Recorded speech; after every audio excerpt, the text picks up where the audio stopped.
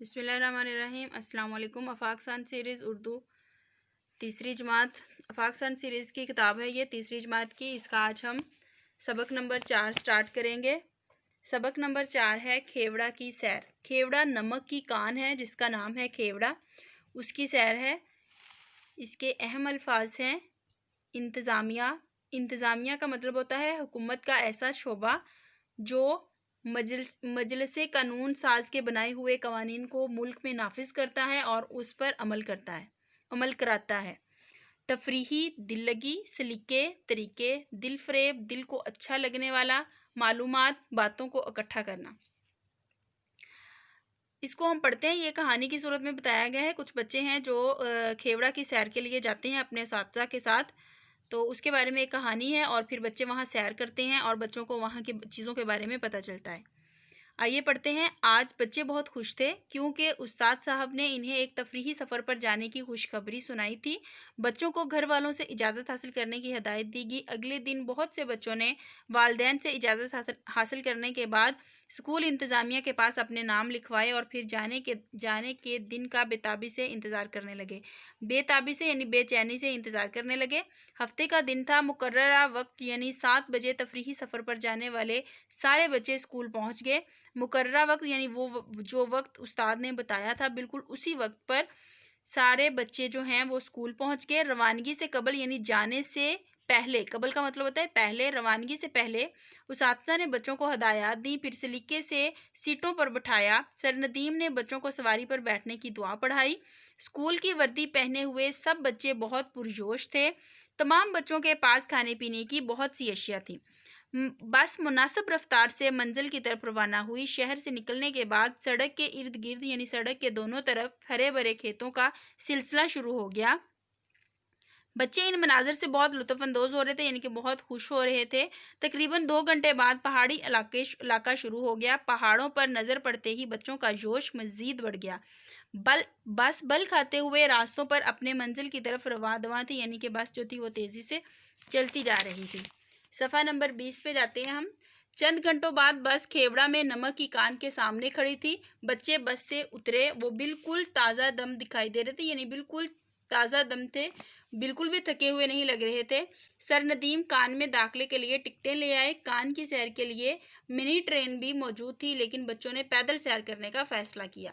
کان میں داخل ہونے سے قبل یعنی کان میں داخل ہونے سے پہلے سر ندیم نے بچوں کو کان کے متعلق معلومات دی۔ انہیں بتایا کہ بچوں، یہ کان دنیا میں قدرتی نمک کا دوسرا بڑا ذخیرہ ہے، یعنی قدرتی نمک وہ نمک جو اللہ تعالیٰ کی طرف سے بنا ہوا ہوتا ہے۔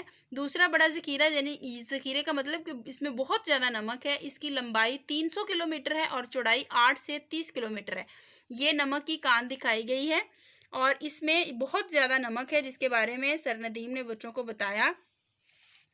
تاریک کان یعنی کہ تاریک کا مطلب ہوتا ہے اندھیرا۔ تاریک کان کو روشن کرنے کے لیے ٹیوب لائٹیں لگی ہوئی تھیں۔ دیواروں کے مختلف حصوں میں سرخ، سفید اور سیاہ رنگ کا نمک نظر آتا تھا۔ کان کے اندر بہت سے پانی کے تالاب تھے۔ اس کے اندر ایک مسجد بھی تھی جس کی اینٹوں کو بلبوں کے ذریعے روشن کیا گیا ہے۔ یہ مسجد ایک دل فریب منظر پیش کرتی ہے۔ دل فریب یعنی کہ بہت خوبصورت منظر پیش کرتی ہے۔ یہاں پر یہ تصویر دکھائی گئی ہے جس میں یہ مسجد بنائی گئی ہے۔ یہ اینٹوں کے رنگ جو ہیں وہ بہت مختلف کلرفل رنگ ہیں۔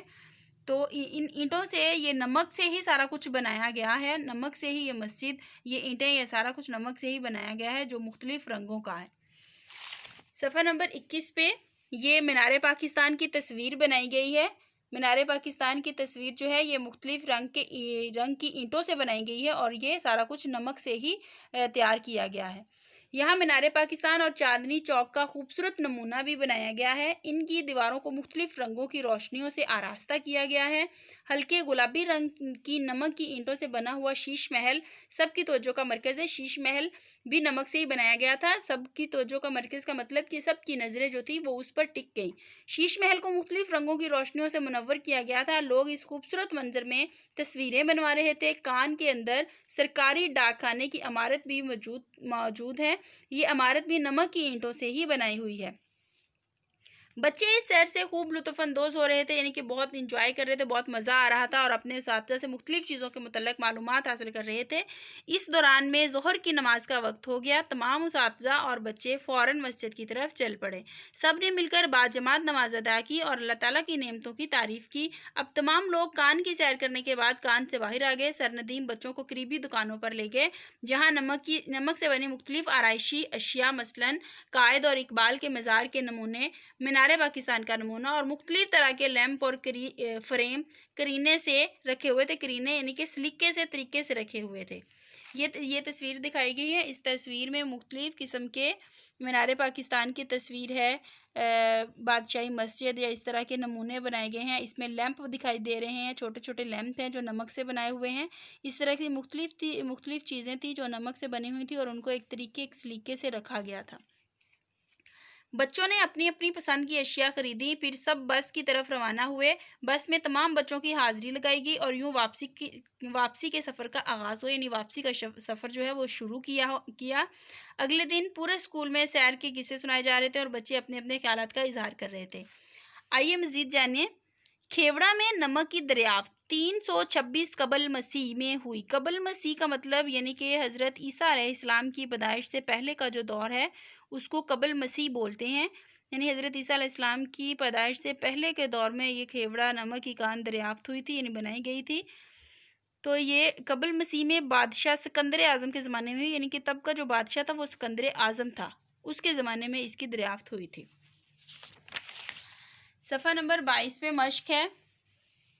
अल्फाज मायनी है आराइशी, सजावटी, मनव्वर, रोशन, ताज़ा दम, चुस्त, करीने से रखना, तरतीब से रखना, रवां दवां, भागता हुआ, सलीके, तरीके, कबल, पहले। सफ़ा नंबर 23 पे दुरुस्त जवाब के दायरा लगाएं। ये 4 मुमकिन जवाबात दिए गए हैं। इनमें से जो जवाब ठीक लगता है उस पर हमने इस तरह टिक का निशान लगाना है, इस तरह से टिक का निशान। बच्चों को इजाज़त हासिल करने के लिए कहा गया अपने इंचार्ज से, प्रिंसिपल से, घर वालों से, स्कूल की इंतज़ामिया से। इसका सही जवाब है घर वालों से। कान के अंदर बहुत से मौजूद हैं, पानी के तालाब, नमक के रास्ते, इमारतों के नक्शे, मुख्तलिफ रंगों के फूल। पानी के तालाब सबकी तवज्जो का मरकज़ बन गया। शीश महल, मीनार पाकिस्तान, डाकखाना, चांदनी चौक। शीश महल इसका सही जवाब है, शीश महल। खेवड़ा नमक की कानें कुदरती नमक का बहुत बड़ा ज़ख़ीरा हैं। पहला, दूसरा, तीसरा, चौथा। दूसरा, खेवड़ा में मौजूद नमक की कान की लंबाई है 100 किलोमीटर, 200 किलोमीटर, 300 किलोमीटर, 400 किलोमीटर। इसका सही जवाब है 300 किलोमीटर। दुरुस्त जवाब पर टिक और गलत जवाब पर क्रॉस का निशान लगाना है। बच्चों ने मास्टर साहब से सफ़र पर जाने की इजाज़त ली। बच्चों ने सफ़र पर जाने के लिए मास्टर साहब से इजाज़त नहीं ली थी, बल्कि अपने घर वालों से इजाज़त ली थी, इसलिए ये गलत है। शहर से निकलते ही पहाड़ों का सिलसिला शुरू हो गया। शहर से निकलते ही पहाड़ों का सिलसिला शुरू नहीं हुआ था, इसलिए ये भी गलत है। बच्चों ने मनी ट्रेन में कान की सैर की। बच्चों ने मनी ट्रेन में कान की सैर नहीं की थी, बच्चों ने पैदल सफ़र करने का फ़ैसला किया था, इसलिए ये भी गलत है। कान में तारीकी को दूर करने के लिए ट्यूबलाइटें लगाई गई थी, बिल्कुल इसी तरह है, ट्यूबलाइटें लगाई गई थी, ये ठीक है। कान के अंदर बादशाही मस्जिद का खूबसूरत नमूना भी मौजूद था, ये गलत है। बादशाही मस्जिद वहाँ पर नहीं थी, वहाँ पर मीनार पाकिस्तान का नमूना था। सफ़ा नंबर 24 पे है, दिए गए जुमलों में से इसम, सिफ़त और मौसूफ को अलग अलग करें। सब बच्चे बहुत पुरजोश थे। बल खाते रास्तों पर बस रवां-दवां थी। तारीक कान को रोशन करने के लिए ट्यूबलाइटें लगाई हुई थी। कान में मौजूद मस्जिद दिलफरेब मंजर पेश कर रही थी। गुलाबी रंग का शीश महल सबकी तवज्जो का मरकज़ बन गया। दुकान पर आराइशी अशिया रखी हुई थी। वहाँ सरकारी डाकखाने की इमारत भी मौजूद थी। इनमें जो चीज़ सिफ़त है उसको अलग करना है और जो मौसूफ है उसको अलग करना है। सिफ़त में पुरजोश, ये लफ्ज़ आ रहा है। बल खाते, ये लफ्ज़ आ रहा है। रोशन, ये लफ्ज़ आ रहा है। करीब, दिलफरेब, गुलाबी रंग, ये इसमें सिफ़त है, यानी कि किसी भी चीज़ की जो सिफ़त बयान की जाती है, उसकी खूबी बयान की जाती है, वो ये वाले लफ्ज़ हैं। आगे मौसूफ है, मौसूफ में आएगा बच्चे, मस्जिद, दुकान,